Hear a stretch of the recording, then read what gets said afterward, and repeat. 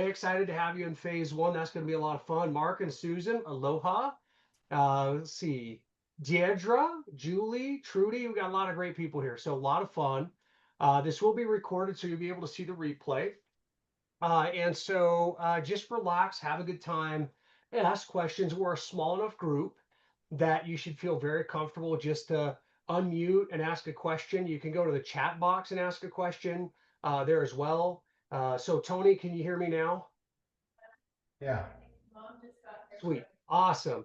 And out here in the country, I live in the country of Arizona, and the last couple months they've been a little bit tricky in terms of the internet service, and I don't know what's happened to them. So if it does break up for a little bit, somebody just let me know. If we wait about 30 seconds, it should come back and be strong and good to go. So I don't expect any big interruptions, but yeah, it's a lot of fun to have you here. I love doing real estate. It's a lot of fun. It's also very, very challenging, right? It's difficult. It's not an easy game to play. Now, once you know the steps aren't hard to understand, but learning how to do them and then dealing with the risk as you go forward can be a little bit tricky. We'll talk about that. You'll see some of the risk involved, some of the details involved as we go through each of the leads today. We'll be here about an hour. It's about where we'll be, unless you guys have a ton of questions, and then we'll be here just a little bit longer than that. But it should go fairly quickly. These are all deals. I did have to admit right up front, I did a little bit of false advertising because the third deal did not close out last week. Okay, two of them did, but the third one, you'll see the loan has not closed out. And so I haven't realized the profits yet. I realized the profits from the other two, but the loan is still out there. And I'll explain, we'll talk about that here in just a minute, how that works and how that plays out. Okay. But welcome really quickly, just a quick smattering of where everybody's from. I'm Northeastern Arizona. Where's everybody from? Just go to the chat real quick. Let's see how wide and far spread we are here. Rhode Island, Tony. I don't know that I've ever had anybody from Rhode Island. That's pretty cool. You are like my first. That's cool. Florida, Deidra. So good to see you. Renee's Ohio, Massachusetts. We got Kansas, Oregon, Homestead, Florida, North Carolina. We got New York. We've got Massachusetts. I do have anybody? Yeah. So Brenda and Tracy are both from Massachusetts. So I got two of you from there. I got that right. MA is Massachusetts, not Maine, right, Brenda? Isn't Maine MN? I ME, think ME. something like that. Good. Okay. Well, what a great world that we live in, that we can have such a widespread group of people in one spot. So, and then of course we have the Philippines. Rose is here with us. She's the other Ammon Brimhall, and she makes a lot of this stuff happen. She does the technology stuff, makes sure the meeting goes. And so a huge thank you, huge shout out to Rose. We really, really appreciate her being here. Let me share my screen really quickly. I will do this let's see, share my screen. We'll get in here. There are a couple things as I share this with you that I need you to understand. And the first is that at Broccoli Real Estate, which is the company that I founded, that this is a part of right now, there's twofold. There's a twofold goal. They're kind of the same, but it's really a twofold goal, which is number one is really to create an educational platform that gets this information out into the world in a way that doesn't crush the public. Really, the way it's metered out today, the way it's taught, number one, it's so expensive that it really drives a lot of people into bankruptcy. Number two, it's not really realistically explained as to how do you really get to success. And so people are told to do way too much too fast, and so they burn out. And that's another reason that they're crushed. And so that's one of the goals, is to create really a space in which a great skill is put out there that doesn't crush people. And of course, the second is that I create a realistic training. It is not easy to flip a house. It is not easy to buy rentals. It is not easy to wholesale. A lot of people make it sound like it's really, really, really simple. The concepts are, right, Dan? You'll pick up the concepts in a heartbeat. But just like it's not easy to dunk a basketball, you've got a lot of training to do, and you've got to do a lot of jumping and stay in shape. It's the same thing with doing real estate. And so we're creating both an affordable and a realistic platform for people to get out there and actually begin to do deals. Now, it's important as I share these with you. Notice that my goal in Broccoli is to get you guys to do 1 to 3 deals every year. Now, my marketing said 3 deals in a week. Okay. I tend to do more than 3 deals a year. Okay. There are some years where I do 3 deals or less, but I tend to do more than three fairly regularly. Why do you suppose that I tend to do more than 3 deals per year? What's the logic behind my doing that? Experience, Yeah, thank you. Whoever said that. knowledge. Doing this a long time. Yep. I've been doing that a very long time. So for somebody like me, I understand it. I know the risks. I know how it works. The other reason is I do it almost full time. I coach and I do real estate full time, so I tend to do more. But the idea is that you succeed in life by taking small steps. Now, some people maybe they're going to blow up and do a lot of deals right away, but the advice here at Broccoli is look, let's just be consistent. Let's be steady. Let's step out there and let's start doing it one step at a time, right, Moses? That's the goal. Okay. So today's webinar, 1 week, 3 deals, 45K in profits, is a lot of fun just because I get to report to you some of the things I've been up to. A lot of times I don't share the deals that I'm doing. That's not always something I have out there in front of everybody, but it shows you guys what I'm doing, what you guys are able to accomplish, as you learn how to do these things, and it shows you the types of profits that are, that you can have in this kind of a business. It's a lot of fun. It's a good illustrative moment for you guys to see what's going on. So Santi asks if I have a team too. I do, It's good so for heat gun for about 30 minutes. Oh, okay, but you know what, I yeah. won't, All right. Alejandro, hello. A few of you have popped in here and I haven't said hi to everybody. So, all right. So again, so you're in the right spot. If you ever want to get a hold of me, you go to ammon@broccolire.com. That would be my email. And then you can go to my website, www.broccolire.com. And I have a YouTube channel as well. You can find me there. Hola, gusto tenerle aquí. So in any case, you can reach out to me in those locations. All right. So what we're going to do is we're going to talk about the 3 deals. And while we're talking about these 3 deals, I'm going to talk to you how it works. I'm going to explain in detail what it is that I do. So literally by the end of this, you could take what I've shared with you. You guys could literally go and do a deal. Okay. Now, the third part is how you learn how to do it. Obviously, as an educational company, I am a for-profit company. And so if you decide you need help practicing and learning the skills, I should put instead of how to learn how to do it, I should put how to, structure an organizational learning program so that you master the skills, right? Because again, I will show you everything you need to do today. You can go see replays on my Facebook pages, and it's all right there. So it's not like you need more information to do it. You just need more structured practice to get the skills to make it happen, okay? So you're gonna have a great time and we are going to move you forward. We're going to have a blast. Really quickly, I think everybody here knows me pretty well. So I think you all either heard me in Fortune Builders or Broccoli RE. Can everybody hear me okay right now? My Yes. sound okay? Excellent. Thank you guys. Thank you, Melanie. Thank you, Tracy. All right, so I will do a super quick introduction. We don't need to spend a lot of time on this. The deals themselves will speak for it. Thank you, Deidre. Thank you, Renee. This is my family. So my daughter, she's 23. I've got a 21. Oh, my 20-year-old is not there. In this picture, he's actually in Bolivia. He is now back from Bolivia. But it's my beautiful family. That's what I love to do. I went fishing yesterday. This young man let the fish off the hook. Literally, I gave him the good fishing hole. He pulls it out and he doesn't have it totally hooked. It falls off the other side. And so he let me down yesterday. But other than that, he's an incredible young man. But hiked the Grand Canyon rim to rim 4 times, I think 5. I need to go back and recheck my stats, Wow.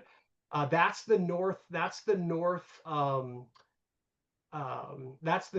right there. That burned down just a few weeks ago, which is really really sad. But I love to hike, love to travel. Before I was 19, I've been in 11 different countries.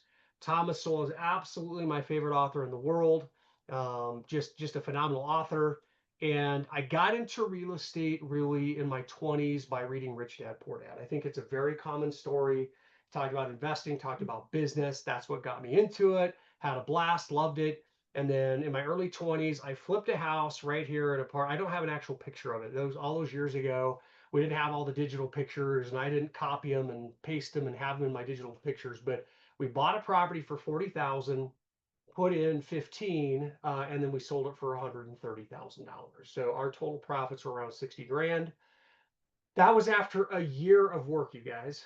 So I did not come out as a prodigy. I did not come out as somebody who totally knew everything about real estate. It was actually very hard. I missed several deals because I didn't know what I was doing, but we got that deal done, moved on to others. My wife and I moved into this. This was my very first rental unit. This is the first house I owned and lived in that I owned. So my wife and I lived in that side while we fixed up both sides, and then we got it rented. Literally 18 years later, I sold it, put almost 400,000 in my pocket from that property, 1031 exchange it over into some other rentals.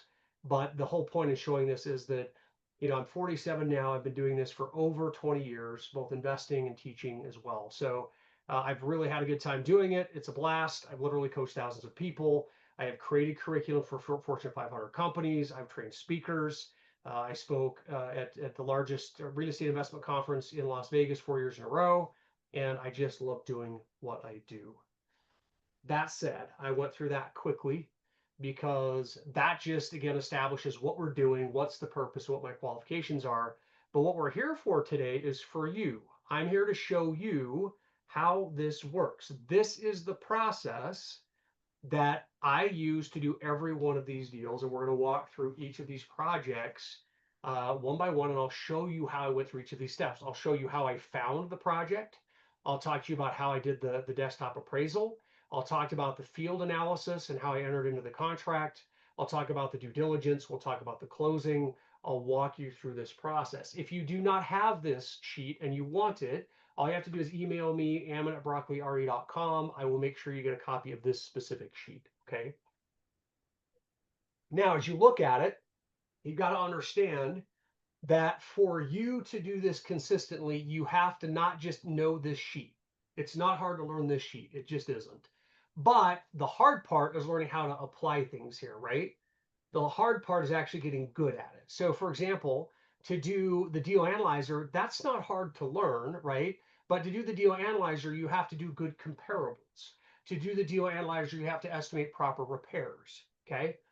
What happens to your ability to raise money if you don't believe your own numbers? What happens? Do you just become this amazing money magnet, or is it impossible to raise money if you don't even believe your own numbers?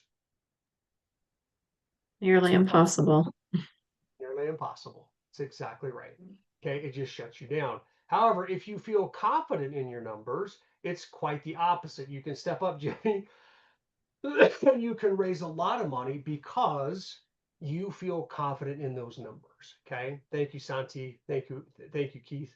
So the idea here is not just to know these steps, but to gain confidence in doing each of them so that you're effective in them and can move through them appropriately. Okay. So here's how we're going to do it. We're going to go over the rehab first. Okay. So we'll go over the rehab first, then we'll go over the wholesale, then we will go over the loan that we're involved in there. Okay. So these will be the three deals. So let's start out really quickly with a rehab. And really quickly, before I start into this actual rehab, what do you guys think? Do you think in the coming months it's going to be easier to do a rehab or trickier? What do you guys think? Easier or Trickier, trickier? Yeah. Why do you trickier. think? Holidays and weather up here in the Northeast. Holidays, weather. Okay, those are true. Why else? Stock market. Is the market a little weird right now? Do we have kind of a weird economic situation? Yeah, it's going down. Yeah, we have a really interesting space. I was listening to, I'll be sharing this on Thursday in the Unstoppable Real Estate Investor.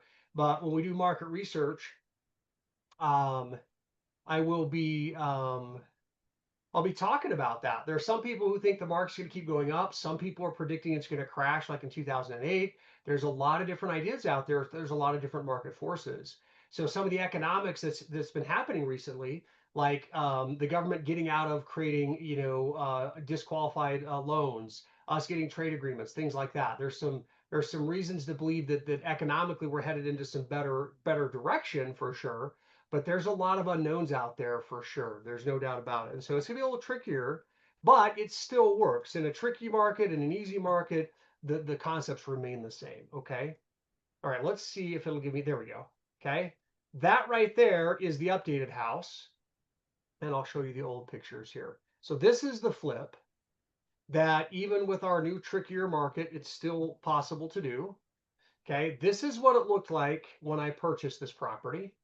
Okay, this is what it looked like when I got done with it. I literally sold this, closed on it last week. Okay, so 825. There you go. Sold 825. That's the house. I grew up in this neighborhood. Okay, that's the house I grew up in right there. Okay. Oh, this hill right here, there's an orchard back here. Me and my brothers and sisters, we spent an entire spring break filling in trenches by hand. I don't know if you could see it, but there's like 300 yards of trench here that was like 4 feet deep. We filled it all with hand shovels. And I think all of our youth could probably use that experience, although I don't want to go through it again. In any case, this project right here, this is the house. I don't have, I didn't upload any of the pictures. Well, I could probably give some before, but there you go. Okay, notice it's a rural part of the country. This is not the city, right? That is our shopping center right there. That's it. That's the entire commercial section of my little area of the country, okay? But there you go. How do you guys like the antlers up there? Okay. I found those out shed hunting, so I put them up there as a prop. Okay. Marcus is like, you have a shopping center? Thanks, Mark. Okay, so here's the house. There's the house. Okay, now notice, did I go fully update on the cabinets? Are those brand new cabinets? No, They're not, are they? I just no, took the old cabinets and I refinished them. That's all I did. We put new hardware on there, and then we put new bearings in there for the drawers so they slide real smooth, but that's it. Okay, yeah, pretty much Nice just view. countertops. Now, those are beautiful. go ahead, Tracy. I'm sorry, those are beautiful. Thank you. They turned out, Countertops. didn't they? Yeah, Yeah, this was an old oh, how come I can't think of what were the old lights called, guys? The ones that like skylight, would, what's that? a skylight? No, it's the old bulbs, fluorescent. This was an old fluorescent set of light bulbs. Yeah, they were fluorescents. But we pulled those out, we put that wood in there, got a nice LED in there, looks really great. And yeah, I think the antlers do go with the decor. Like it worked out really, really well, right? That was actually there. That was with the home. I didn't have to put that in there. Okay. There you go. Now, if you look at this linoleum, you will find like here, there's little holes in it. I did not replace the linoleum. I did put new carpet in, but I did not replace the linoleum. Okay, so there's you find little dots with the linoleum. The door also, if you look at these doors, I'm with you. Stephanie's like, I meant the color of the cabinets. They go with the antlers. I agree. I think it was a good match. Look at the doors. Let's see if I can find a door here. Come here. See those doors? We didn't buy new doors. We just nailed that trim on there and then painted it. Okay, those are really old, the old style kind of hollow doors, really inexpensive from years and years and years ago. So we just nailed some trim on there and we painted it. Okay. Now, what do you guys think? Is this a high-end, expensive home, or is this kind of a kind of a lower end home? What do you guys think? Dan's like, I want your antlers. I know. I've gone out 3 times and I found three antler sheds all 3 times. I have a friend that takes me. I think he's going to stop taking me because I've done too well. And maybe I should retire. Yeah, it's a lower end home, right? Obviously, the kitchen is small. It's a smaller house, right? It's not a high end home. If it was a high end home, I would have put in nicer cabinets, right? If it was high end home, I wouldn't have a tiny fridge. Well, there's no other room than for a tiny fridge there. If it was a high end home, I probably would have put it in granite or some other type of countertop. So you're right. This is a low end or mid level home. Okay, so there you go. Okay. All right. So that's the house. Let's talk about some of the numbers. All right, and all I did, see these, we painted the countertops. We did not put new ones in there. That right there, I actually spent. Guess how much that vanity cost? Anybody know how much that vanity might cost? Anybody know? $50. No, I don't That was know. almost a $300 vanity. Oh, Isn't that wow. nuts? Okay. Now think about it for a second. Okay, this is not a very big bathroom, and the master has one as well. So I think it was more like $250. Okay. If you open this vanity up, it's beautiful mirror on the inside. Like it's really pretty on the inside too. Okay. Now, why do you suppose I spent that much money on a low-end home on such a nice vanity? And Stephanie asked if I kept the upgrade on the lower side to fit the neighborhood. Correct, Stephanie. To fit kind of who would be buying this in the neighborhood. Correct. Yeah. Stephanie says for the ladies. Mark says, could I have a small bathroom? Yeah, Yeah, if I if, don't have Go ahead. Does it make the room look bigger? It does make the home look bigger. That's a part of it. And what sells houses?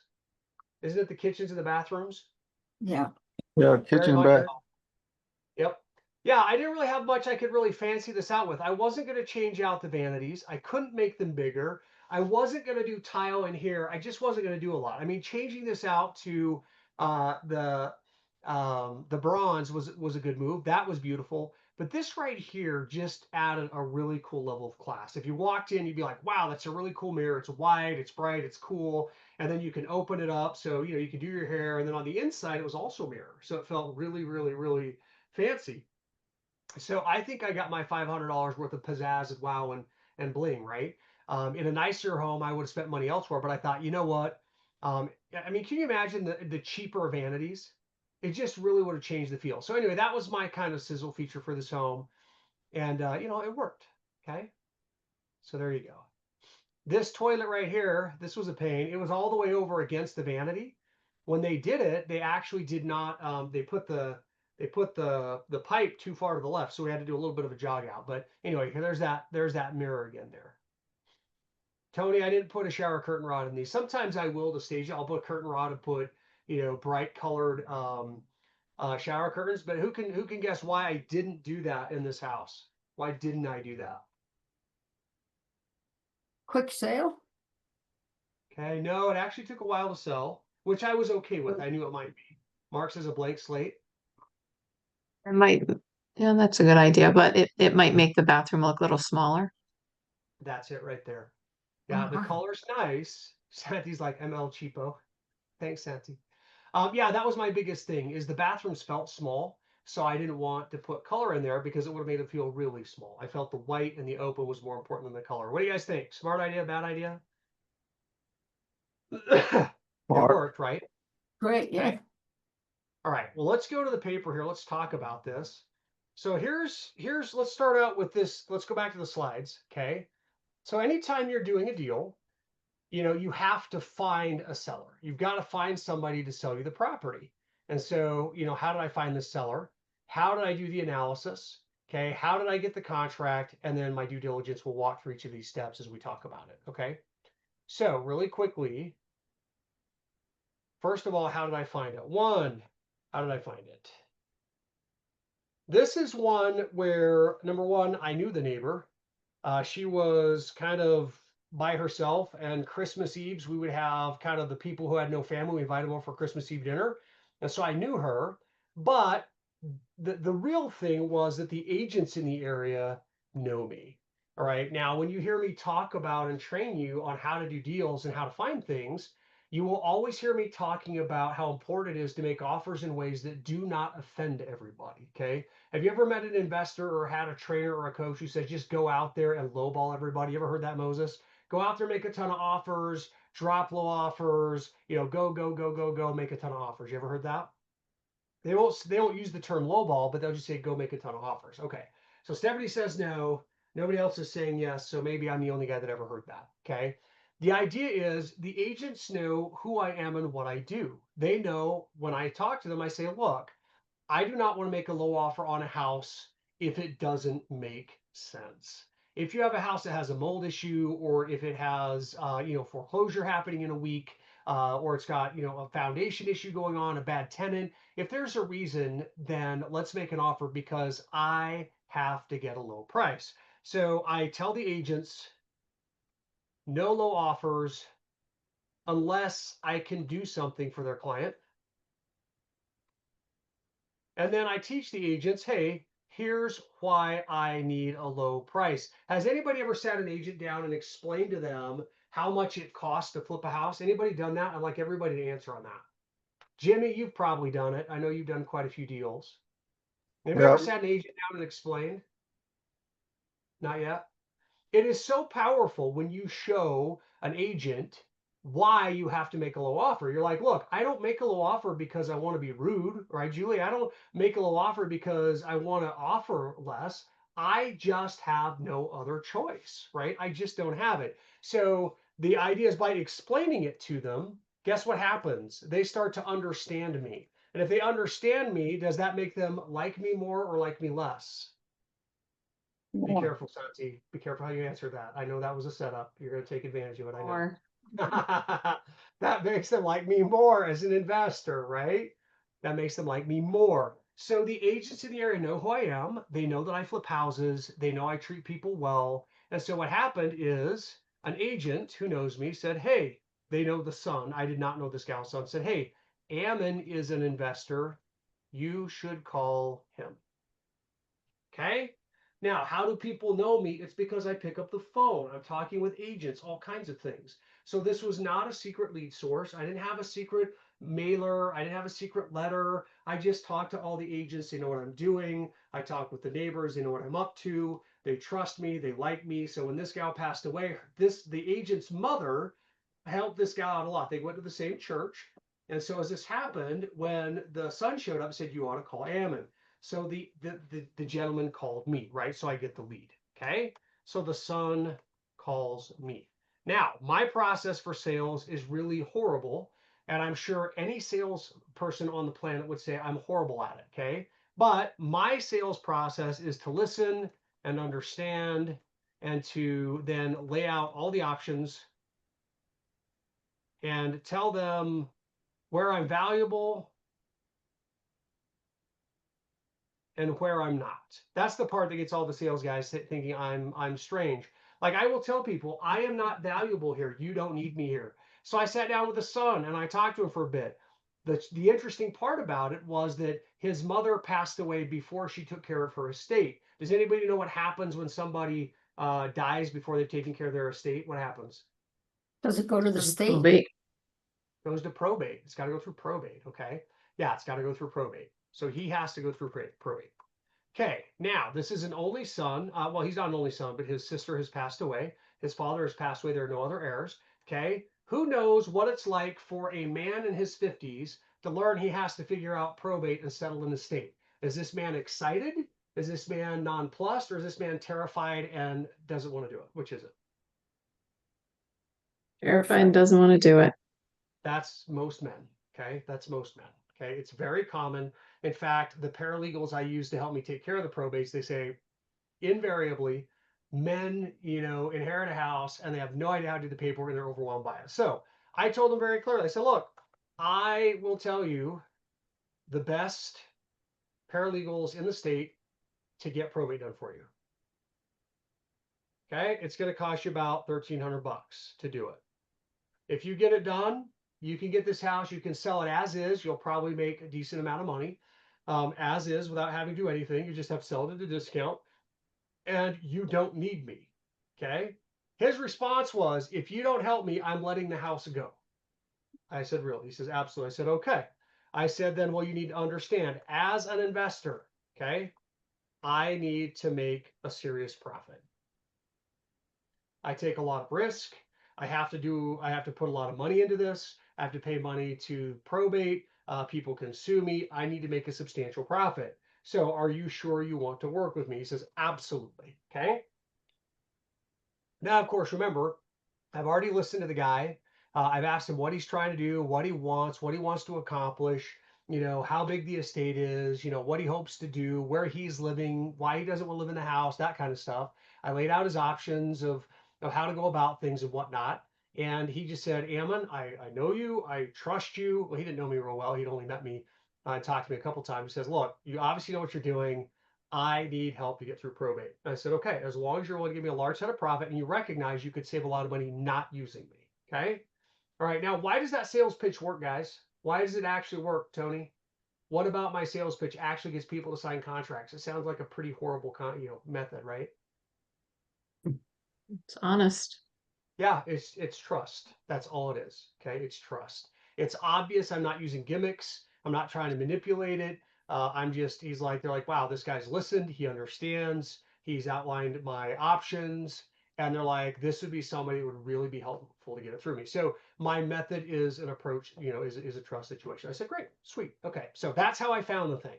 Now, as I'm talking to the guy, I'm doing what's called the desktop appraisal. So this is step 2, right, in my slides. So step 2.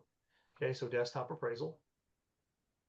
And this is where I happen to know he says he thinks his mother owes about 140K.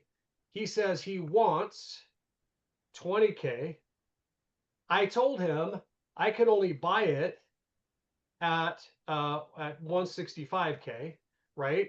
And so he's thinking, sweet, 165 is fine for me. I'm good to go. And so I'm like, okay, this looks good. Why? Because my ARV I thought was about 185, right? I'm sorry, excuse me, 285. And it might go up to 315. I thought it might sell for 315, and I thought it needed about 35,000 worth of repair.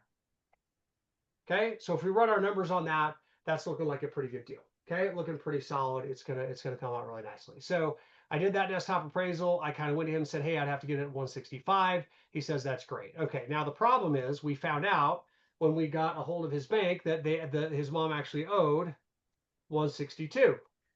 And I'm like, I can't get you 20 grand, bro. That's not possible. And he's like, gosh, I don't know what to do. So I did a really rare thing, which I don't normally do. I actually said, look, I'll split it with you 50-50. Okay, a 50-50 split. If you'll do subject to, meaning if you'll let me take over your mother's loan and not pay it off. Okay.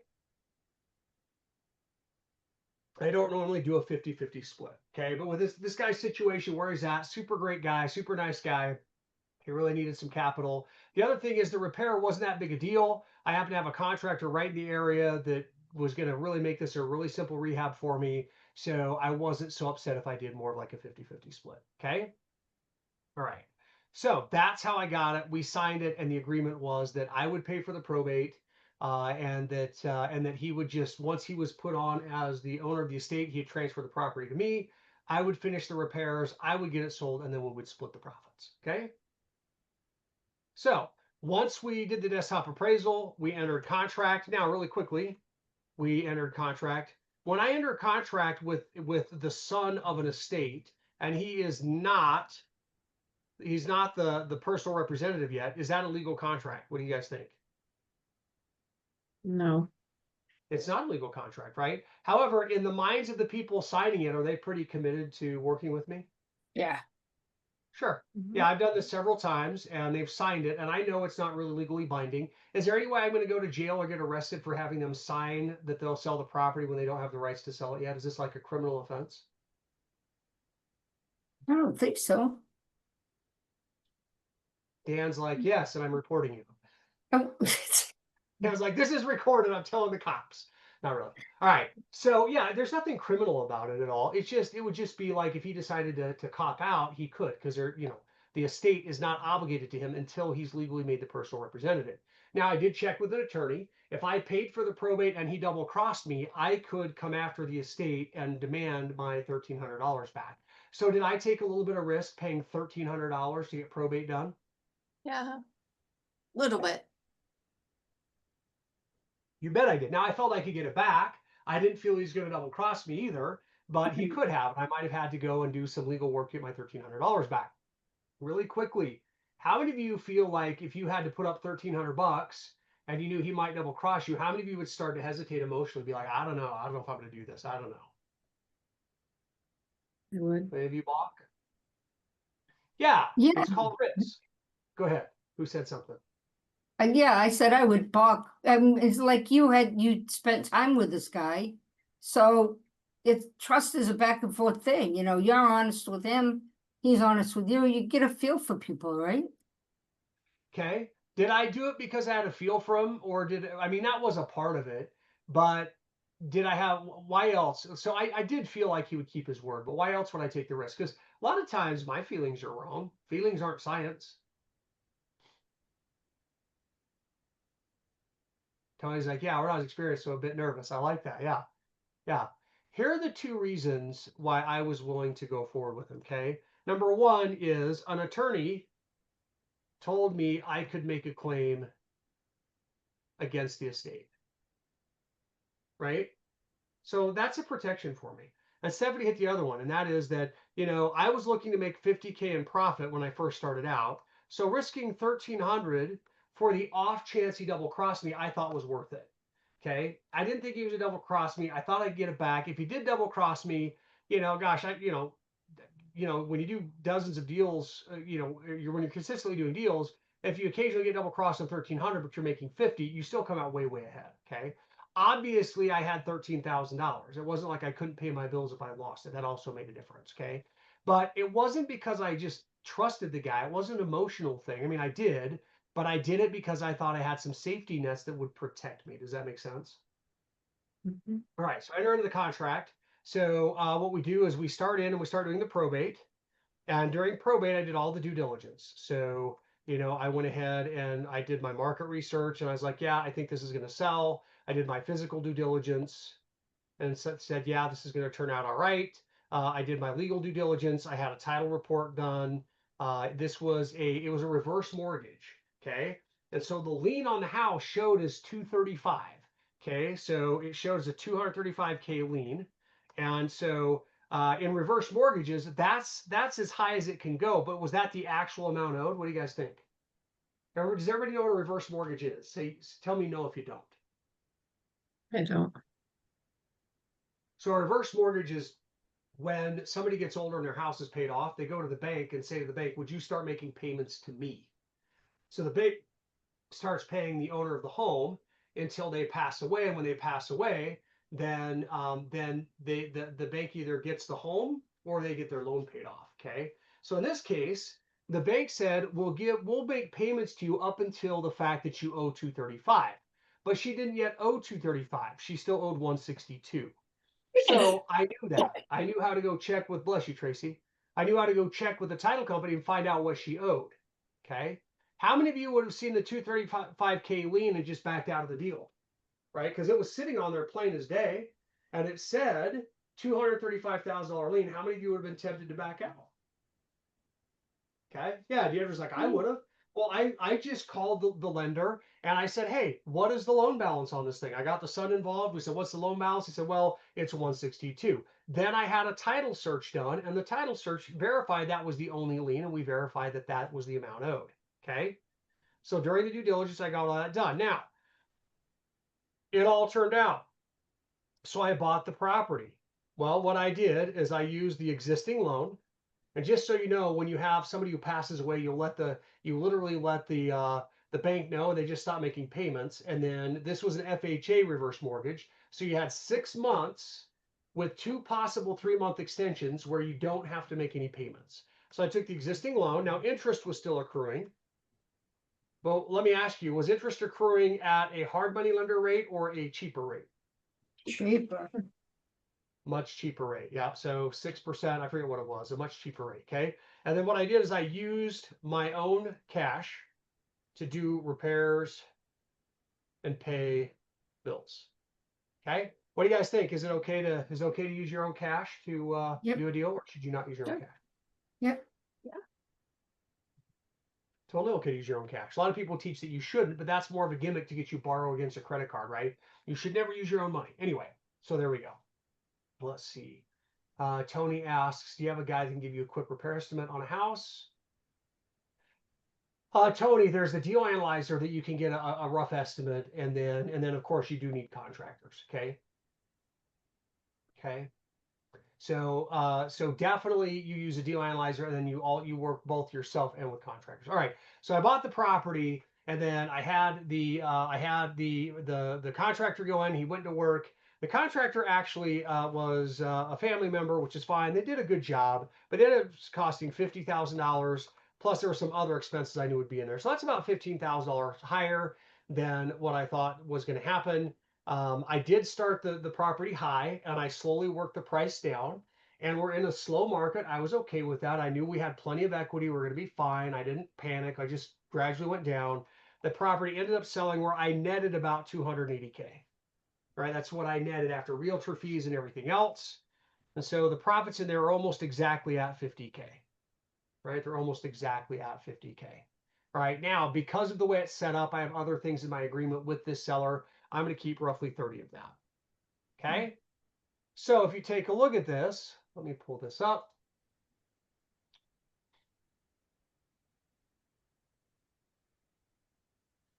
This right here, if you guys can see that, can you all see this? This is the title commitment. This is last week. Okay. Proceeds. That's the check I received. Trace says, when did I file a claim against the house? I did not file a claim against the house. Oh, you I just could took though if you over. had to. Okay, What's that? got it. Yeah, no, I didn't file a claim. Okay.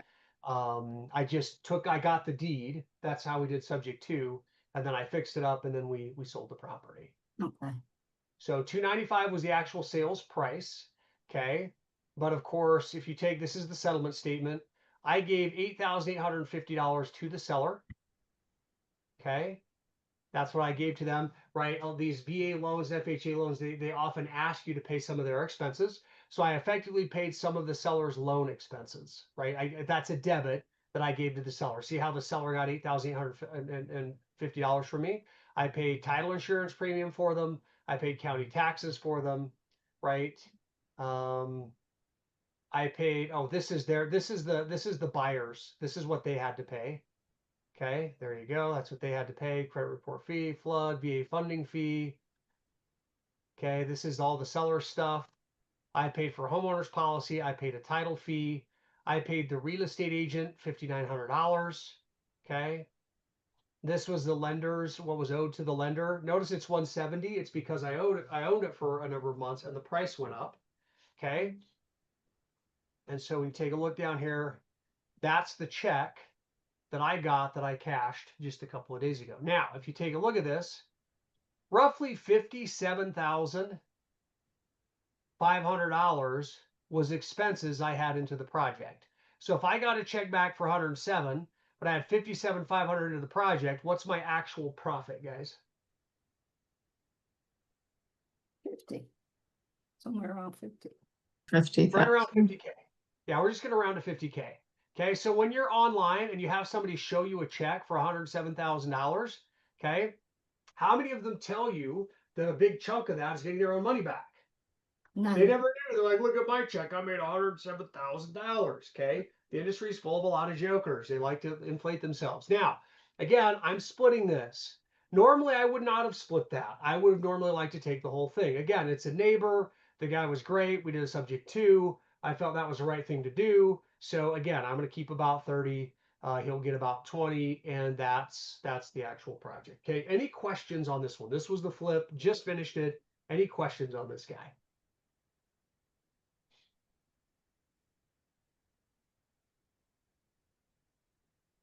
Mhm. Tony, I started talking to the guy beginning of December, and then we just sold it here just a few days ago. So we're talking a good solid 8 months, good solid full 8 months to do that deal. I had a couple months just dealing with probate and getting it through probate. That was several months of it. The construction took a little bit longer than I had thought, and then the sale, right? The sale took 3.5 months for it to sell, which was fine. I had the equity in there. It wasn't a problem. I knew the market had slowed down some, no big deal. I gradually went down. Reality was I had a showing, and every showing they tried to make an offer, but it was a very low offer. But I only had a showing about every 3 weeks. But the way I looked at it was every time somebody showed up, they made an offer. That's one of my signs that I should never lower the price, right? If I have 5 or 6 people show up with no offers, I got to lower the price. So I did lower the price as time went on. But I didn't lower it substantially. I started at 315, and you can see I got a 195 offer price. But I had to give a lot of concessions. All right. So I found it because the agents know me. I did my desktop appraisal by doing some quick numbers. It seemed like it worked. I sat down and negotiated with the gentleman, got the contract, and then due diligence looked good. And so I went ahead and closed by doing the probate, got it fixed up, and then I got it sold. Okay. Again, the steps are easy to understand. None of you, I think, is confused by the steps. The question is, how many of you are good with the deal analyzer? How many are good with the repair estimator, right? How many of you know how to write out a contract? How many of you feel comfortable with the escape clauses? How many of you feel comfortable doing your due diligence and would be willing to call up a paralegal or an attorney to pay for probate? So it's not so much, again, that you don't know, like, it's not that I know stuff you don't know. I'm just confident doing it, right? I'm just confident doing it. So yeah, Jimmy, you right? I think Jimmy, what you're saying is you'd be comfortable doing all of those steps, right? I think that's what you're saying. Maybe I'm misinterpreting that. Yeah, Jimmy's done a good number of deals. So this is one where it's a probate. That was the deal. There you go. Okay. All right, let's shift gears a little bit. Let's go look at my little wholesale deal. Okay. Tony says, do I usually do more than one deal at a time? I normally have several deals on my plate. It just depends on what I have going on. If you have a super large project, I may not have as much. If I've got some smaller projects, then yeah, I generally will. So yes, it's not uncommon. However, think of what what I'm trying to teach people is start simple, right? If you have a job and you have a family, you're doing stuff, should you have 3 deals going on at once? No, No. Probably not. It's okay to do one deal, right? It's okay to do one and then wait and do a second. And I know all the gurus say, quit your job, do 3 at a time, you make $1 million right away. But that's just unrealistic. For most people, it's overwhelming. It's crushing. To be honest, the first house you flip will feel like you went and got like a PhD at some university. It's challenging. It's hard, right? And Jimmy, I don't know what your first deal was like, but my first one was really difficult. It was challenging. And even now, doing a rehab takes a lot of effort. And so there's nothing wrong with doing one at a time. This isn't a race against everybody else. It's you improving your life. That's what it's about. Okay. All right. Let's shift and let's talk about the wholesale deal. And again, we'll do it in this light right here. This one should go a little bit quicker because I don't have nearly as much explanation. But in the wholesale deal, this one I found very simply because I had a friend of mine who's an agent and real estate kind of froze. And he called up, says, Ammon, I was at our church employment specialist and he challenged me to call 5 guys and see if I could find work. Why? Because he's a great agent, but he had all these listings, Alejandro, and they just froze. Nothing was happening. He says, Ammon, I need money to pay my bills. Okay. And he said, do you have any work for me? I said, well, do you want to do pre-foreclosures and probates with me? He said, what do you mean? I said, well, you can literally call pre-foreclosures and see if you can get deals. And then we talked through kind of a structure of how we would split profits. And he said, yeah, I'll do that. So I said, great. I sent him over a couple videos. I sent him a couple videos where I trained him on what to do with pre-foreclosures. Now remember, he's a real estate agent. So he knows about contracts and comparables. He knows all that stuff. So that part's done. So I just told him, gave him a couple scripts, and all he did, who can guess what website he went to go find the deal? Who can guess? Auction.com. Yeah. How'd you guess that? Mhm. Okay. There are no secrets, you guys. There just aren't. Okay. It's so amazing. I see all the marketers say, hey, are you sick of doing this? We'll find, this way that nobody else uses and blah, blah, blah. Guys, there are no secrets. Life is hard work. My son called me today. He's a house inspector. He's barely started. He's 21. The guys bring on him as a house inspector, and he's cold calling agents to get house inspections. So he called me up and said, awesome, dude. Awesome, right? And now everybody else says, well, are you still cold calling? You're still behind. Guys, there's nothing like hard work in life. It will always be true. I don't care how advanced technology gets. Okay. So he just came to auction.com and he literally just put in, he just put in Arizona. Okay. Boom. Came on here. It was out in an itty bitty town in Arizona called St. John's. Come out here. There's actually a cave out here where the Spanish came through and it carved in a cave out here. It's kind of cool. But in any case, it's right out here. Teeny tiny itty bitty little town. This is it. Okay. Since we stopped the auction, we had to stop the auction. Anyway, he goes out there and he makes the phone call to he actually knows the person in town because it's such a small town. So he calls the family member and says, hey, why is your house going to auction? The guy says, oh, well, my dad died and we don't know what to do with it, right? We don't know. And he says, well, how about you sell it and we pay you some money? They said, great, that's fine. So my agent did some negotiation. It was a little awkward. He didn't do it very well because he didn't understand all of the pieces. That's fine. So he got most of it done. So I got on the phone with the oldest daughter and we talked it through. Right now, this happens to be another probate situation, foreclosure and probate both actually. But it's not often I do 2 probates in a row. But this was an oldest daughter who said, "Yeah, we would love 10K. That would be awesome." So my buddy, because this is a small town, the market was really slow. I said, "Look, I don't want to buy the thing cash and sit on it because we were thinking that they owed." So in any case, he makes the contact, finds the person off of auction.com, and they are definitely motivated. So we found the motivation, right? Somebody passed away, it's in foreclosure, they don't know what to do, the motivation is there. So then we do our kind of our desktop analysis. And we're not sure exactly what they owe, but we have this idea that they owe anywhere between 95 and maybe 110. We don't know for sure. Okay. But we also know that there's a buyer because my friend also knew somebody in town that was willing to pay 125K for the property.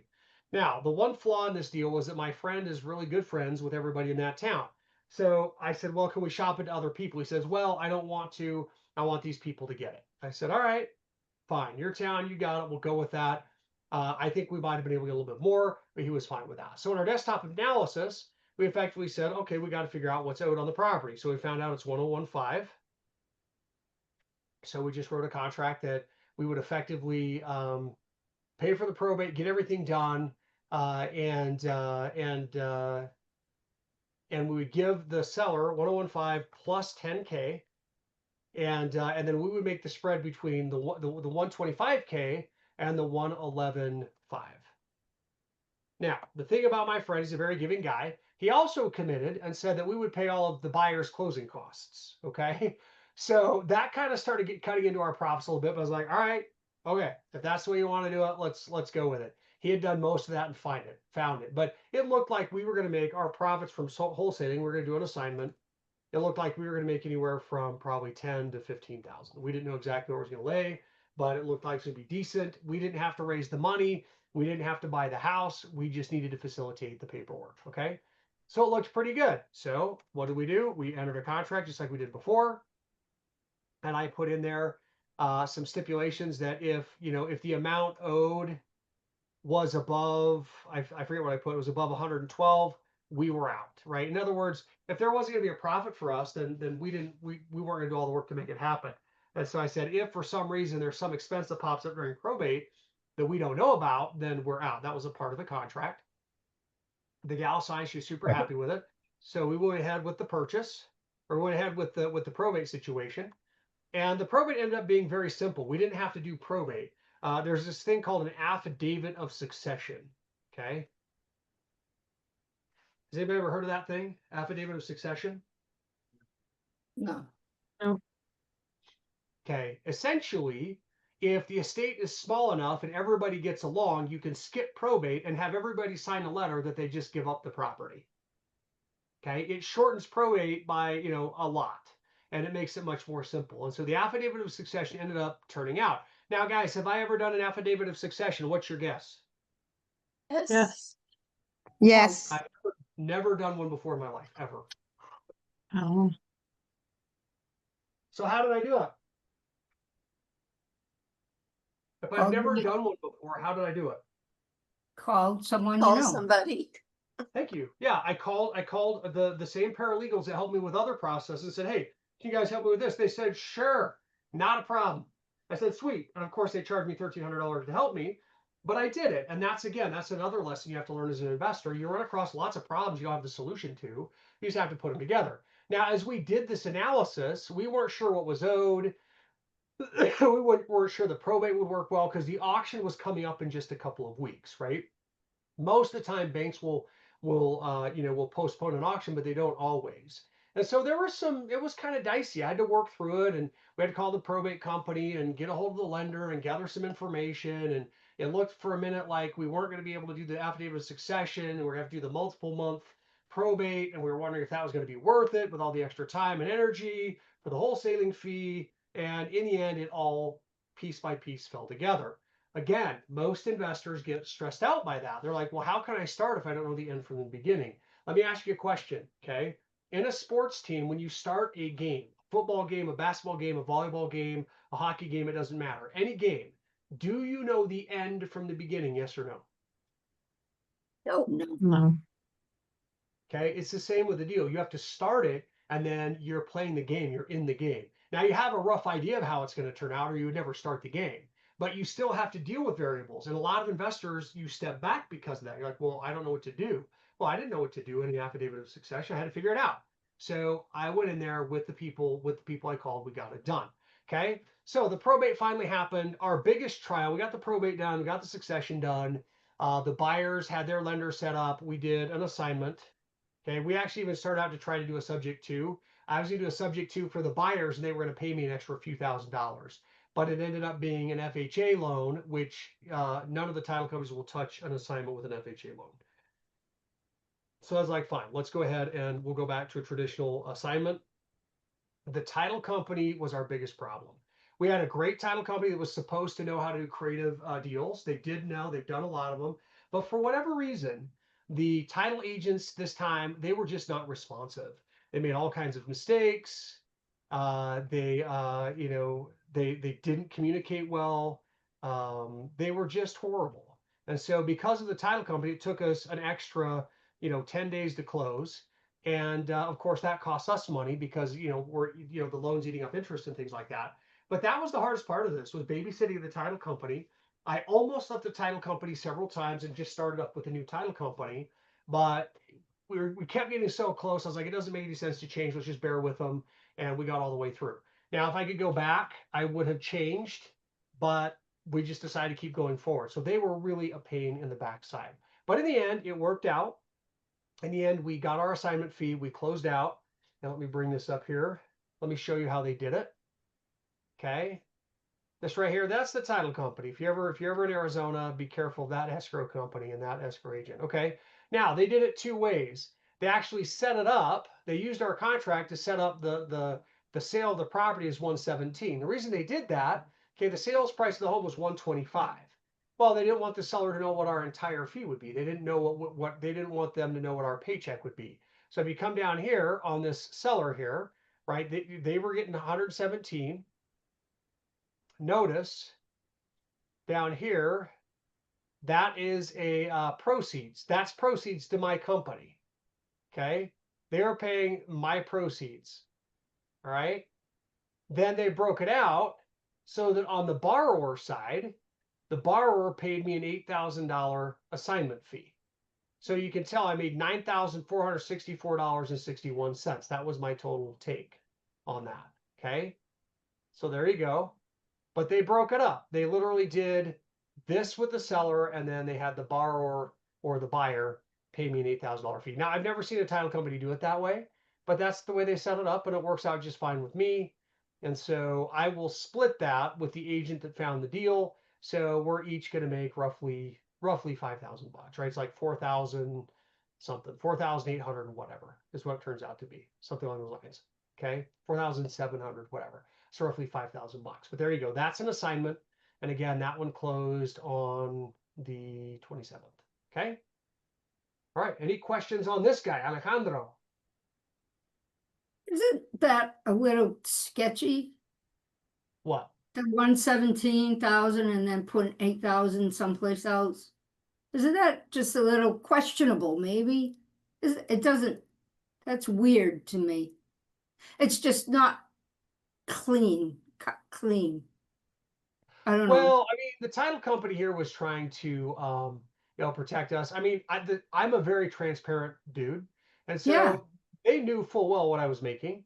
But yeah, But no, it's interesting, Tracy. I mean, you never want to lie or cheat people, but at the right, same time, you have to understand it's not my job to tell them my business. I don't have to tell them what I'm doing, right? right. I Yeah, promised the estate $10,000, and I told them because by law I have to tell them in Arizona. Well, I would have told them even if it wasn't law. I told them before it was law.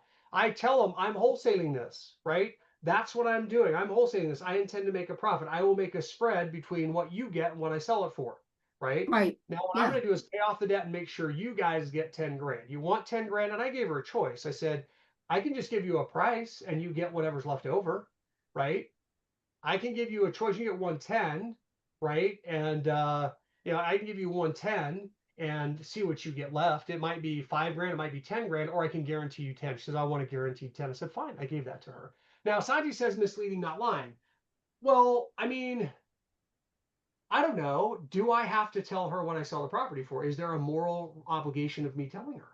Did I go to her and no, say, I will tell you exactly what I sell it for and I commit to that? No, I didn't commit to that. Now, I did tell no, her, she did know, but I would have no problem with this. I don't feel like this is underhanded because now if they asked me and I lied, that would be misleading, right? I yeah, also, just like I did with them, just like I did with her, well, I wasn't there, but I trained this Chip guy. I said, look, that's my friend that did the deal. I said, Chip, I tell everybody that they don't have to use me. I am their last resort. So tell them if they just hire a probate attorney, they can stop the probate and get the property to sell it themselves. He told them that, and they didn't want to do it either. So if I've been honest from that perspective, after they've already agreed to, to let me help them, do I then have to open up my pocketbooks and show them what's in my wallet and tell them my underwear size and stuff? No, I No. don't have to, right? So now if they ask me something and I lie or I withhold information that they should have to make their decision, that's true. I shouldn't do that. But we were upfront, we were honest, we disclosed, we told everything. She agreed to the terms, after which point I have no moral or legal obligation to tell her what I get for the property. Does that make sense? Yep. So is this a double close? Oh, no, this was an assignment. Okay, all right, This was an thank assignment. you. So Tony, this gets back to the question I have with an assignment clause. Is the original seller know the ultimate sales price? In this case, Tony, all the seller saw was this stuff over here. So the seller in the end, I don't believe actually, I don't know what they saw. I haven't seen their settlement statement. They don't give me their settlement statement, but I don't think that's going to show up. Or if it does, notice how it shows that the borrower paid it to me, right?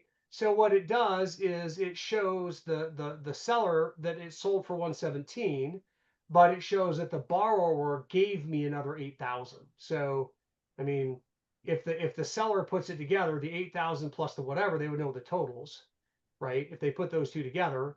But I don't know if the seller gets to see this side. Like I said, I've never seen it done this way. Okay.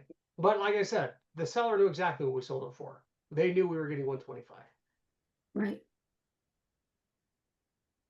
Tony, believe it or not, what I'll tell you is this. I'm a little bit different. In most of my wholesales, I tend to buy every property and then I list it. Instead of wholesaling like this, where we do an assignment like this, I tend to buy them and then list them. Why do you think I do that?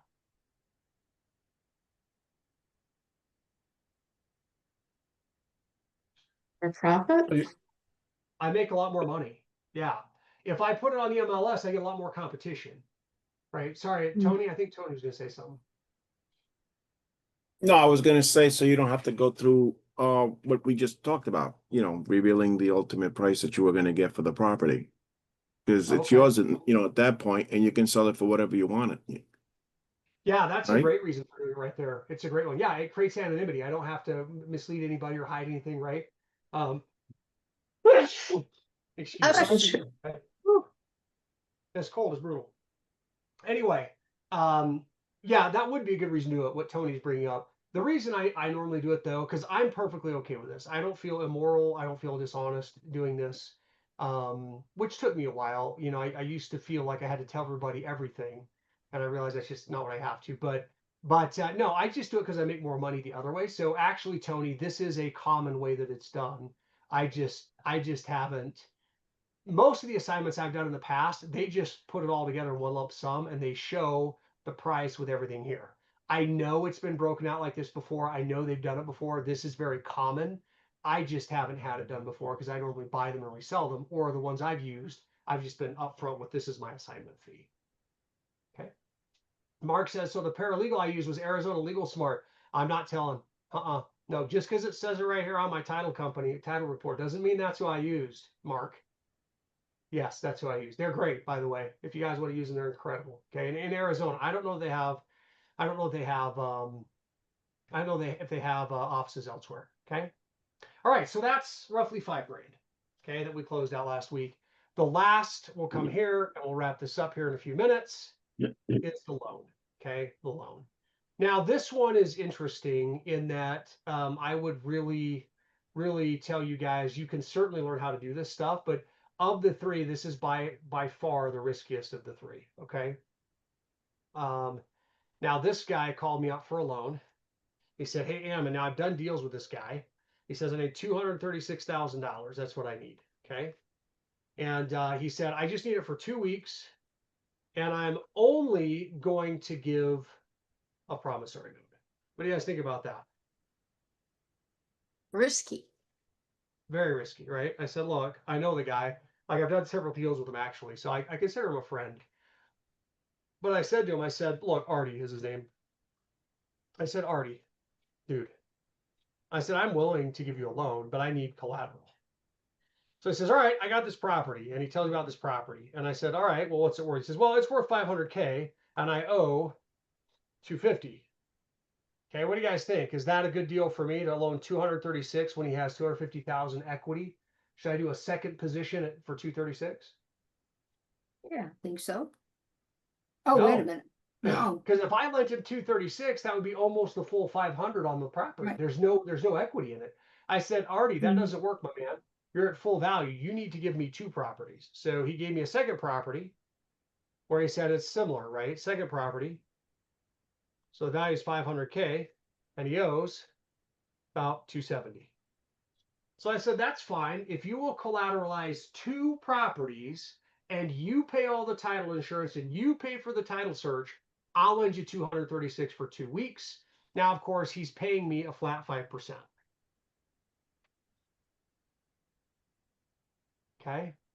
Flat 5%, which is about $11,800. Now, I also told him if he needed to extend, he could extend each month for 1 point per month. Now, here's one thing you'll learn from me, okay? And that is that it is important to be a nice, decent person, but when you're doing business, don't be nice. Cover your risk, okay? I should have had that higher per month. I really don't want to lend past 1 month. And but I know things happen with loans and things like that. I know the guy, so I set it up where he could extend, which is not a big deal. But I should have had that at a higher point per month. I won't go into the whole negotiation with him and whatnot. But the point is, he wanted to say, Ammon, it's really quick. I'll do just a promissory note. Now, I don't think the guy's dishonest, but did I say, hey, I know you, I've done deals with you before. I trust you'll be honest and give him the note? Or did I demand collateral? Which should I do? demanded collateral. Man, collateral. That's right. Okay. Cover So yourself. I don't care if it's your, go ahead, Brenda. I was just gonna say you have to cover yourself, protect yourself. Well, and you're a Absolutely. business. Correct. I'm a business. Now, a good, honest business is where we both win. That's what it's about, right? It's a good, honest business. But you know, a charity is where I just give and don't expect anything in return. Well, I'm not doing a charity. Okay. So that's the way the loan went out. So we set up, it worked out. We did I ran my comps and the equity is there. It's a little tighter than he said it was, but it's still there such that I should be just fine. I should be covered. I should be all right. Okay, so the equity is there if I ever had to go. We got title insurance on both homes. I looked at the title report, which by the way, the title report also checks to see if the person that's borrowing from you is in bankruptcy or in any lawsuits. He was not, he was good. The title company knew him, said he was in good standing, which I believed I knew was going to be set up. So we did a promissory note and we did 2 deeds of trust, but these were on properties that he wasn't even using the money for. He was using the money for a new build. Okay. He's using the money for a new build. So that's set up. And you guys can see right here, this is the note. No, that's not the note. Where is the note? I thought I had the note up here.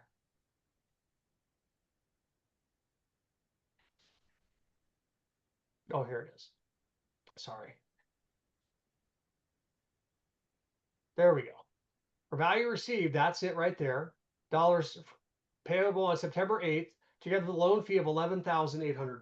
Okay. Now I got to pay interest too. So the interest on there is going to take this down to about 11,000 bucks because I have the loan I'm giving to him was off of a line of credit. It wasn't cash. I didn't use cash in this particular loan. It's a line of credit. So it's $11,000. It was supposed to be out for 2 weeks. Well, obviously we're past 2 weeks now, right? Maker may extend the note for a period of up to 2 months. An extension fee of $23.60 shall we do at the time of each 1 month extension. So he and I get to have a conversation this week about, hey, the extension's coming up. Do I need to foreclose on you? Or are we going to extend? And do you think I'm just going to just kind of get a general idea, or am I going to ask him about his projects, what's going on, what's happening, what's the bank saying? Do you think I'm just going to ask him general, or am I going to get specifics? Details. Specifics. I'm going to get a lot of details, right? Because I'm going to say, hey, look, if this is going to be a problem, let's just start foreclosure right now. Okay, let's go forward with it. If not, then you can pay me the $23.60. Now, does he wait to the end, or does he pay that to me up front? Doesn't that depend on how you set it up? Yep, shall be due at the time of each 1 month extension. So the So it's reality upfront. is, yep. Yeah, Deandra makes a good point. He should be calling me proactively. That's exactly right. Okay, that's exactly right. Now, again, I'm not concerned. I think I'm just fine here. But I have called and said, hey, you know, what's happening? Where are we at? And so, I've talked to him a couple of times, but this week we could have a little more serious conversation. If any payment is past due, a late charge, the amount of 29% will become due until paid in full. So the minute I begin foreclosure, he owes me 29% on that money. So if it takes me a while to get my money back, right? Annually speaking, that's roughly $62,000 a year is what he would owe me. So I can Yeah. sue him and come after assets on those items right there. Okay. Now, of course, it's in an LLC, which creates issues. But if you know anything about LLCs, you can pierce veils, all that kind of stuff. Okay. Let's see. If real price is described, note. So this just says there's deeds of trust. If you scroll 2 deeds of trust right there. This is deed of trust number 1. Oh, that's my release when I get paid, right? And that's the release. Where are the deeds of trust? Are they in this one? This is the Alta statement. That's the loan. That's what he had to pay. He paid all the fees for me to make the loan. He paid those. There we go. There you go. Deed of trust and assignment of rents. That's what protects me, allows me to foreclose. And there should be one more deed of trust here. Deed of trust. Okay, now I have reason to believe that he would have his cash and would have paid me off last week. So he hasn't. So again, we'll be talking tomorrow and we'll see where that particular thing goes. So if you take a look at that, this here should be about a $10,000 profit. It's gonna be a little bit higher than that, but that's the 30 from my flip, the 5 from my wholesale, 10 from the loan, $45,000 in 3 years. Okay. Tony says, why did he do a normal equity loan? Because these are investment projects, Tony. And so as an investment project, you don't normally get equity loans. He also had to move quickly because he had a construction project on a $1.1 million build. And he needed the construction to start because he had contractors ready to begin. And some details happened where he needed to move quickly. Okay.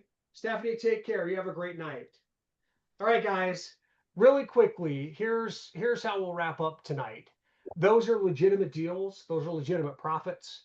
That's stuff that really happens. So you can imagine, if you have a few weeks like that throughout the year, you can make some decent money in this business.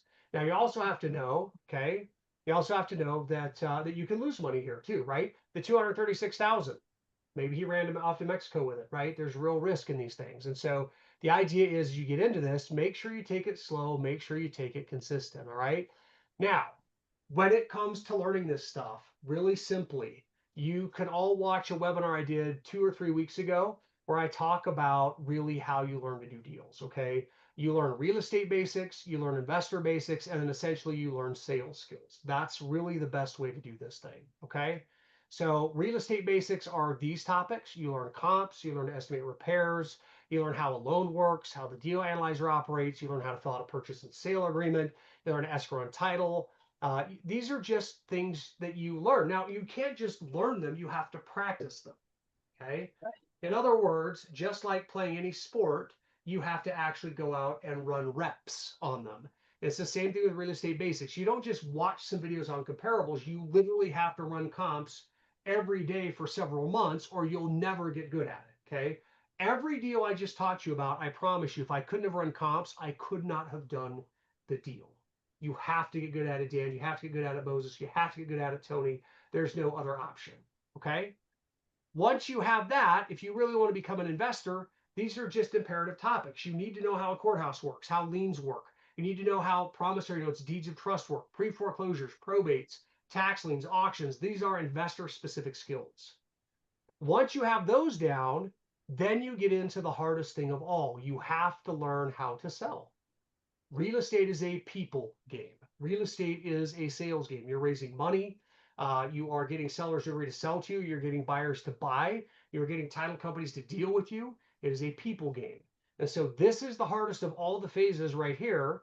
The problem is that most people jump to phase 3 before they learn phases 1 and 2. In fact, most gurus will make you go to phase 3 and start marketing before you've mastered phases 1 and 2. Okay.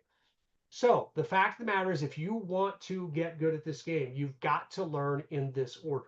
Okay. It will just make, you don't have to, you can learn in a different order, but the highest odds of success are learning in this particular order. Okay. I won't take you through the rest of all of these slides here. But really quickly, let me just say this. At Broccoli, I've set it up where each of these phases has what I call an intensive. I effectively work 4 months for each of the phases to get the training and the practice that you need. We are starting this week a phase 1 intensive. It's 4 months long. We have you watch videos and do exercises before each week. And then at the end of the week, we get together to actually do the work. Okay. So you're running comps all that time. We're getting together each week for 2 hours. After you've run comps, you've done all this work, you get feedback. Same thing with estimating repairs. It takes a lot of practice to get good at estimating repairs. So you watch videos, you do the work, you come, and we actually have a practice where we do it together. If you're interested in joining the phase 1 intensive, okay, feel free to pop in to broccoliRE.com. So effectively, it's a $97 registration fee. Then it's $225 a month for the 4 months. Okay, that's how we do it. Incredibly affordable. The biggest part is you have to take action. It is an application 4 months, right? This isn't a theory. You don't just watch videos. You are expected to apply and do, and you get feedback. Okay. We started a phase 2, but that started here a couple of weeks ago.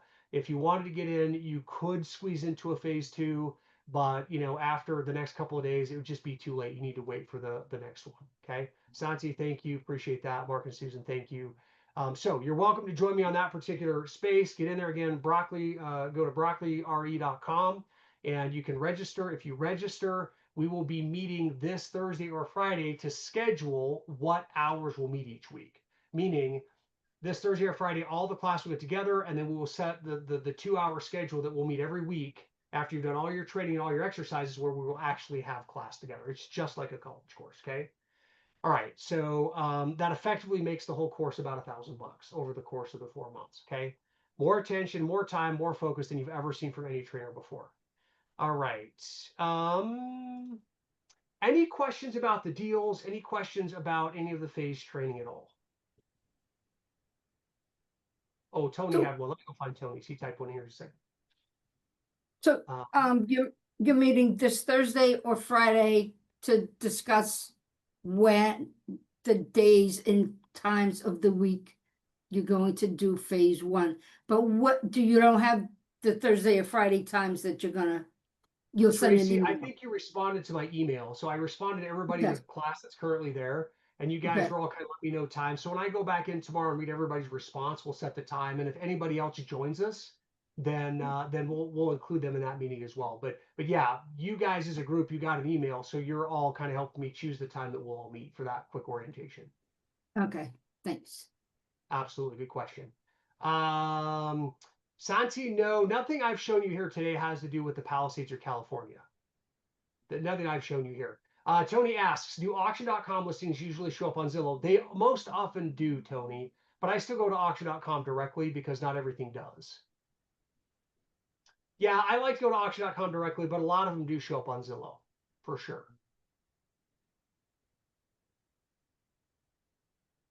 So Santi makes a comment, says, Ammon, earlier today, I think you said I need no cash up front because the end buyer brings all the monies. Yeah, so this deal right here, okay, let me show you this one right here. This assignment right here, guys, the wholesale deal. Okay, guess how much cash of my own money I used in this deal. Guess how much of my cash was actually involved? $0. Yeah, I used $0. Yeah, I put up no earnest money when I signed the contract. I did 0 earnest money. And then when I did the probate, I asked if the probate company could bill escrow, right? I said, hey, can you guys bill escrow? They said, sure, no problem. So you saw on the settlement statement, look at the settlement statement here. Now I could have paid out of escrow if I wanted to, but look right here. Is that the right one? I don't think that's the right one, guys. Hold on. No, that's not the right one. This one's the right one. Okay. See, Arizona Legal Smart, that was paid right out of escrow. So I could have paid it up front, but I didn't.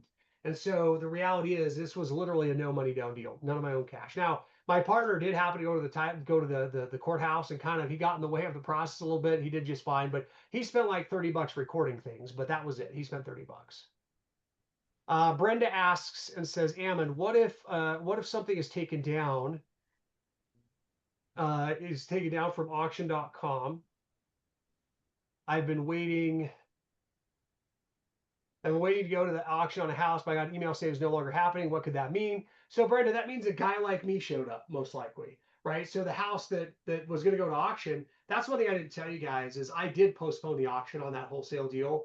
I always take extra precautions. I said, you know what? We're probably going to close before the auction. Let's postpone it. So I sent a contract and I sent information to the lender. It says, look, we're serious about buying this. Here's our title company we've opened title with. Here's our proof of funds. Here's all this stuff. I sent it to them and they postponed it. And it's a good thing because the title company messed it up and pushed it longer, right? Past the auction date. But what happens, Brenda, is because I showed up, it got postponed and then we bought the property, so it got taken off. So they might have redeemed the property, they might have declared bankruptcy. An investor like me showed up and took it. But one of those auctions happened. And here's something interesting I just learned, and I'll be talking about on Thursday. I learned that during the Biden administration, they essentially told everybody who was an FHA borrower that they could come and get 3-month extensions on their foreclosure just over and over and over again without that stopping, right? And of course, the idea is you don't want housing prices to drop during an election year. So Trump has ended that. He said, no, guys, look, if you default, you've defaulted, right? And we don't want the American taxpayer to just keep sitting here because FHA loans are backed by it. We don't just want people to just stay there and not pay their bills for years on end, right? And Right. so now they will actually be foreclosed on, right?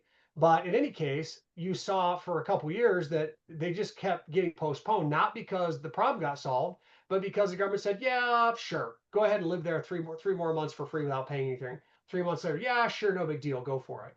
And so that's now ended, but that's another reason. Good.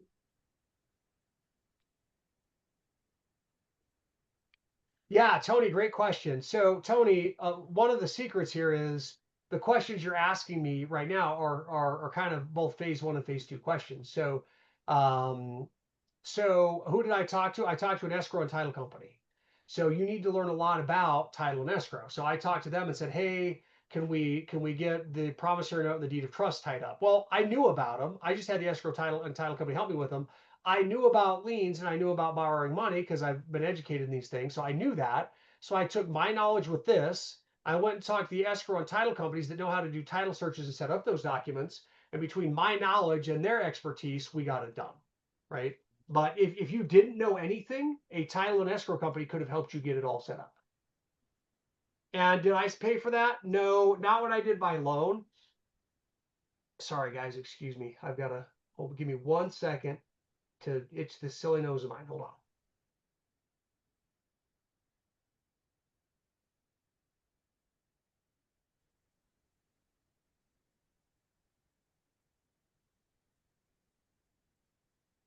Whew, I'm not enjoying this cold. And so if you look right here, if you look at this settlement statement right here, actually, I think I have it right here. Let's see. It's up here. I opened too many documents. See if I can find it. See this right here? This is it right here. So there is no seller. This is the borrower. So the borrower is borrowing 236. So the borrower paid 400 in closing fees, 200 in doc prep, 560 in a loan policy fee, and 60 bucks in a recording fee. That's what they paid. I paid nothing. Okay. I paid nothing. Tony, you probably need to join me in the phase one. I can say that with a fun grin. I love you either way, but you ought to join me in the phase one. Good. Any other questions, guys? You can go ahead. So, Eamon, back to that house that was taken off of auction.com. Is it worth calling the owner to see what happened? Or no, just that's one you would let go. No, you can call. In fact, I got a property off an auction once. Somebody called me last minute. I called, I got it off auction, but I didn't have time to get a contract to the seller. The very next day after the auction, somebody knocked on their door and offered them more than I'd offered them. And they're like, I don't have a contract with that guy, and ran away with the deal. I lost a lot of money on that deal. So yeah, by all means, you can go and say, hey, I'm in the area buying houses, or hey, are you guys interested in selling? it doesn't hurt to reach out because you don't know why it was pulled off. Right. You know, even in the case of mine, this last one I did, it got pulled off the auction because the auction was supposed to be August 21st, but we didn't close until like August 29th, right? And so, you know, it got pulled off, but there might be something else happening, and maybe you can pop in there and make a competitive offer. Thanks. Perfect. Good. Any other questions? Dan, any other questions? Keith, Bob, Moses, Mark, Susan, any more, Mark, any more jokes? Got any more jokes coming at me today? Okay. I think we're good. Well, let me say this. I really love having you guys here. It's a lot of fun. Thanks for being a part of it. Thanks for being a part of Broccoli. You know, it's interesting being in this side of it. Flipping homes is not easy. Being a real estate investor is not simple. I am not one that would tell people to go put a lot of money on credit card to go out there and try to do it. It's very, very, very challenging. If, however, you have the tenacity to stick with it. If, however, you have the ability to stay out there, if, however, you have the ability to learn it and then buy rentals and continue at it, you really can generate a lot of wealth. Please just know it's brutal, it's tough, it's hard. More than anything, it's dealing with risk, okay, and learning how to negotiate a lot, lots of negotiation here. And so those can be some of the challenging elements. Learning how to sell, right? You know, you really do have to learn how to communicate and persuade. Those are not easy skills to develop. It might take you a year, it might take you 2 years. And so stick with it if you decide to do it. And if you decide not to, look, you know, all the gurus say your job is just over broke and they trash jobs. Forget it. Be grateful for your job. Be grateful for a healthy, good, stable lifestyle. That's fine. If you want to get into it, though, I promise you, Broccoli RE is the place to be. All right, let's look at here. There were a couple more questions popped up here. Awesome, Keith. Would love it. I'll look for your email. Hey, Deidre, you did a wholesale last week. Hey, that's Yes, awesome. What? Yeah, did you do? Was it an assignment or a double close? I'm assignment of contract. Good job. Okay, is it okay? Thank Can I you. ask what you made, or you don't have to tell me? But can I ask what your 11 assignment? grand. Nice. Nice. Woohoo. That's exciting, Deidre. Thank you. And we had the one that he called yesterday on the holiday, and he's a 90-year-old. I don't even know whether to call him a tired landlord or not, but he came through a direct mail yellow letter, and he gets, I don't know, maybe 12 calls a day or more a day and letters. And we met with him. I told you this a while back. We met with him in Applebee's, and we sat and ate with him for an hour. And he says, "Okay, I like you girls, and if you do this right, I have a lot of properties to unload." But he's a realtor who doesn't practice. He's a contractor, so he's stuck in a time zone somewhere. So he called us yesterday. He said, "Listen, I don't know if you guys want to work with me, but if you do, call me back and let me know because I'm ready." And he's like, whatever you want to make, whatever you want to do, just let me know. So I think he's really tired now. Why did you Wow. choose your letter over all the others? Do you know? Oh no, that we stopped doing yellow letters. Oh no, he came from old yellow letters. Like, Old one. yes, an old one. And he only lives 10 minutes. He lives 10 minutes away. Okay. Nice. Well, if he owns a lot of real estate, be careful. Sometimes you become very positive and very friendly just because they hope they can kind of hoodwink you. But you're a sharp gal. You'll do fine with it. But good. Congratulations on the first one. I'm excited for your Thank second you. one. That's super cool, Deidre. Yeah, he had me, what he did, he allowed me to put it on Marketplace. And when I put it on Marketplace, um, there were so many people who were interested. Some some have realtors to represent them. And so I kind of weeded them out and I say, listen, it's not a great deal for investors. So everybody who came as investors, I say it's not a great deal because the price that he wanted it for, but then the person who lives in the house, they tried to buy it through FHA, and he really realized how much it's really worth after the FHA told him all the stuff he had to fix. So then he changed his song and dance. And so now he's in a different headspace now. Good.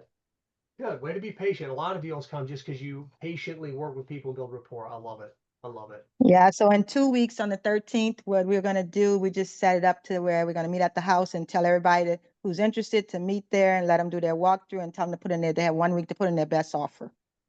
Good. Good. Yeah. How long you been working at this, Deidre? April, I went to Kingdom 320 last April, so about a year and a half. Okay. Takes a while, guys, right? Now, of course, it Yeah. takes that long if you're not with broccoli, but if you're, it Yes, does of take a course. while. No, Deidre, it doesn't matter. Even with broccoli, it's just less painful and you do move a little faster, but it's less painful and much less a hit to the pocketbook. But good job, Deidre. Congratulations. Thank Mark, you. And thanks for all your training and your yeah, coaching you're calls. welcome. Yeah, you're welcome. Come join me in one of the intensives in the future. But good, it's I just so good will. to have you here. It's fun to see you. Thank you. Absolutely. Thank you for sharing that. Mark says, what do you You're give me welcome. across the snowman with a vampire? Frostbite.